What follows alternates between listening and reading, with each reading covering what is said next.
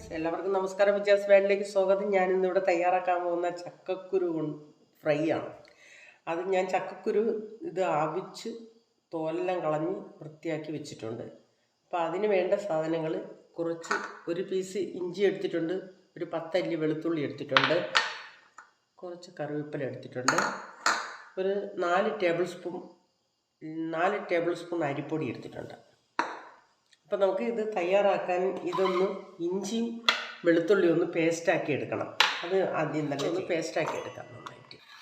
ഇതിൻ്റെ കൂടെ ഈ വേപ്പിലൂടെ നമുക്കിട്ട്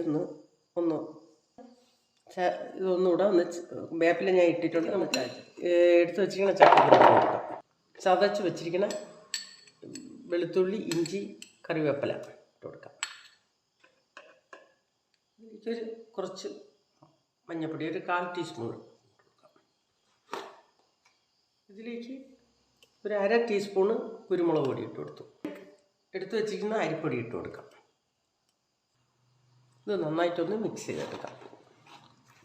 ഇതിലേക്ക് ഇനി അല്പം വെള്ളം ഒഴിച്ചു കൊടുക്കാം. ഇത് തയ്യാറാക്കാൻ അടുപ്പത്തൊരു പാത്രം വെച്ച് കൊടുക്കാം.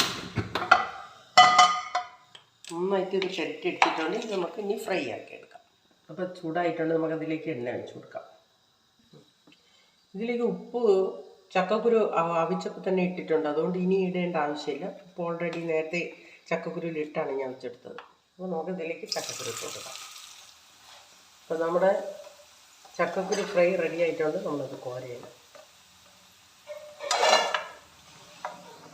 അപ്പോൾ നമ്മുടെ ഇന്നത്തെ ചക്കക്കുരു ഫ്രൈ റെഡി ആയിട്ടുണ്ട്. എല്ലാവരും ഇത് ട്രൈ ചെയ്ത് നോക്കണം. ചോറിൻ്റെ കൂടെ കഴിക്കാൻ നല്ല ഒരു ടേസ്റ്റുള്ള ഒരു ഫ്രൈ ആണിത്. എല്ലാവരും ട്രൈ ചെയ്ത് നോക്കണം.